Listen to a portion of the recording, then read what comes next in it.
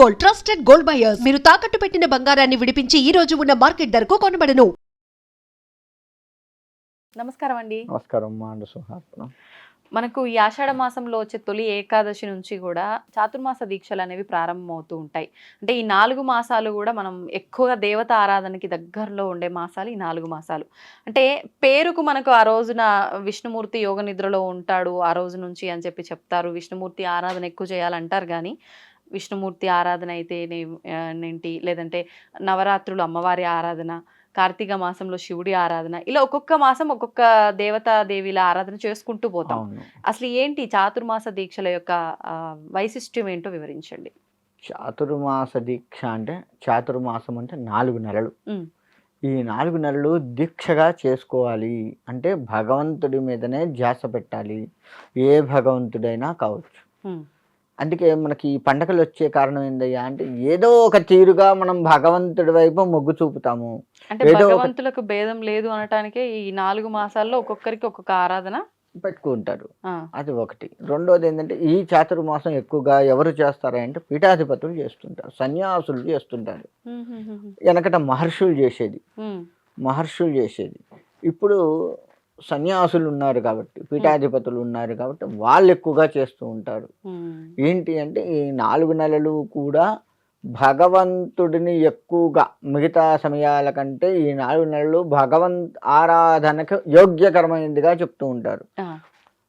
చన్నీటి స్నానము, ప్రాతకాల స్నానము, ఇటువంటివన్నీ ఉంటాయి కదా. సాధారణంగా పీఠాధిపతులు చన్నీటి స్నానమే చేస్తారు, వేడి నీళ్ళు చేయదు. ఎంత అనారోగ్యం ఉన్నా సరే చన్నీటి స్నానానికి వాళ్ళు ప్రిఫరెన్స్ ఇస్తారు పీఠాధిపతులు. కాకపోతే ఇప్పుడున్న కొంతమంది మాయ పీఠాధిపతులు కొంతమంది ఉన్నారు, వాళ్ళు చేసే పనులు వాళ్ళు చేస్తుంటారు. అది లెక్క వేసుకోకుండా ఈ చాతుర్మాసంలో ఏంటంటే, పీఠాధిపతులు భగవతారాధన ఎక్కువగా చేయటం వల్ల కొంత శక్తి, భగవత్ శక్తి ఏర్పడుతుంది మనలో. ప్రతి వాళ్ళకి ఒక ఆరా ఉంటుంది వెనక. ఆ ఆరానే శక్తిగా చెప్తుంటారు వాళ్ళు. చూడగానే మన మొహం చూడగానే మన మొహాన్ని చూస్తున్నట్టు కనపడుతుంది, కానీ వెనక ఉన్న ఆరా కనపడుతుంది వాళ్ళకి.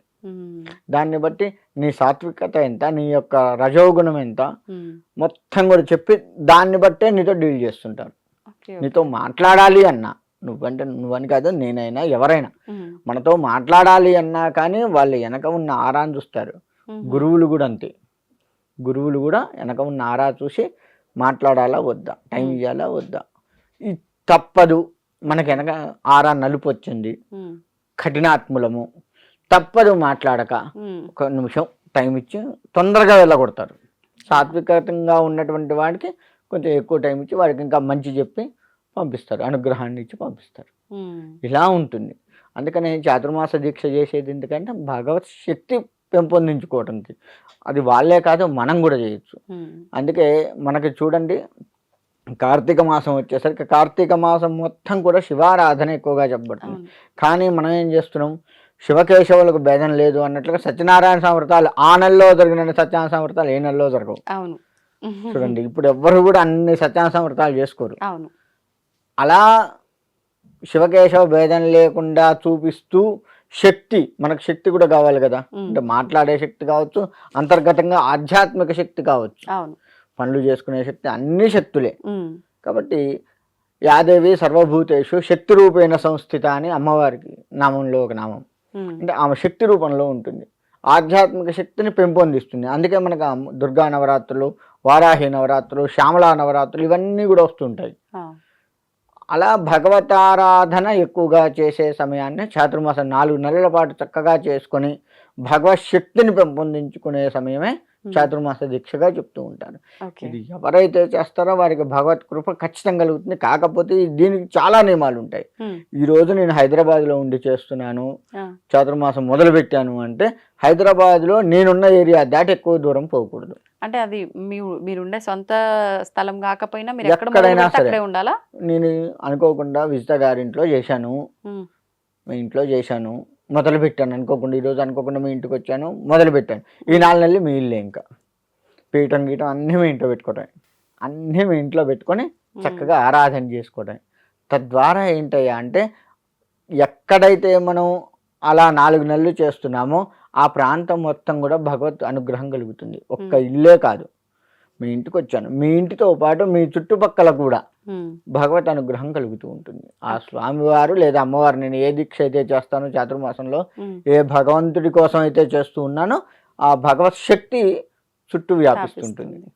మనం ఒక దగ్గర వైఫై పెట్టాము ఉమ్, హాల్లో, అవును. అది బెడ్రూమ్లోకి వస్తుంది, కిచెన్లోకి వస్తుంది, ఎన్ని బెడ్రూమ్లు ఉంటే అన్ని బెడ్రూమ్లోకి వస్తుంది, కిందికి కూడా వస్తుంది. అవును. అలానే భగవత్ ఆరా అనేది అన్ని చోట్లకు వ్యాపిస్తుంది. ఉమ్, శక్తి తరంగాలు మొత్తం వ్యాపిస్తాయి. ఓకే. అది చాతుర్మాస దీక్ష యొక్క గొప్పతనం. కాబట్టి చాతుర్మాస దీక్ష ఎవరైతే చేస్తున్నారో ఉమ్, వారు ఒకే దగ్గర ఉండి చేస్తారు. ఎక్కడైతే మొదలు పెట్టారో ఆ 4 నెలలు అక్కడి నుంచి కదలరు. ఉమ్, ఆ చుట్టుపక్కల కూడా ఎక్కువగా తిరగడానికి వాళ్ళు ఇష్టపడరు. ఆహాహా. ఎందుకంటే ఎక్కువగా తిరుగుతూ ఉంటే వాళ్ళతో వీళ్ళతో పరిచయాలు ఎక్కువైతే మమకారాలు ఎక్కువైతాయి. అందుకే పీఠాధిపతులు చూడండి, వెనకటి నుంచి లెక్క వేసుకుంటే ఈ రోజు వరకు ఒక దగ్గర ఉన్నారు అంటే ఎక్కువ రోజులు అక్కడ ఉండటానికి ఇష్టపడరు. వాళ్ళతో మమకారాలు ఉండకూడదు వారికి. ఉమ్, అలా వెళ్తూ ఉంటారు. చాతుర్మాసం ఏంటంటే ఒక దగ్గర ఉంటారు, కాకపోతే ధ్యానంలో ఉంటారు, చుట్టుపక్కల ఎక్కువ తిరగరు. ఉమ్, అందుకే చాతుర్మాసం ఎక్కువగా పీఠాలు ఎక్కడున్నాయో అక్కడికి వెళ్తారు. ఇంకా ఓకే. ఓకే. వేరే వేరే చోట్లకు పోయినా ఆ సమయానికల్లా ఉన్న షెడ్యూల్ అన్ని క్యాన్సిల్ చేసుకొని వాళ్ళ పీఠానికి వెళ్ళి కూర్చుంటారు. ఉమ్, అలా చేసుకోగలిగితేనే చాతుర్మాస దీక్ష సఫలీకృతం అవుతుంది. అలా చాతుర్మాస దీక్ష చేస్తున్న పీఠాధిపతులను దర్శించినా సరే, ఆ, వాళ్ళతో మనం మాట్లాడడం తర్వాత సంగతి. వాళ్ళ దర్శనం అయినా కానీ మనకు ఆ చాతుర్మాస దీక్ష ఫలితం మనం పొందుతాం. మళ్ళీ ఓకే. ఓకే. అది కూడా ఉంది. ఉమ్. ఆ విధంగా చేసుకుంటూ వెళ్ళాలి చాతుర్మాసం.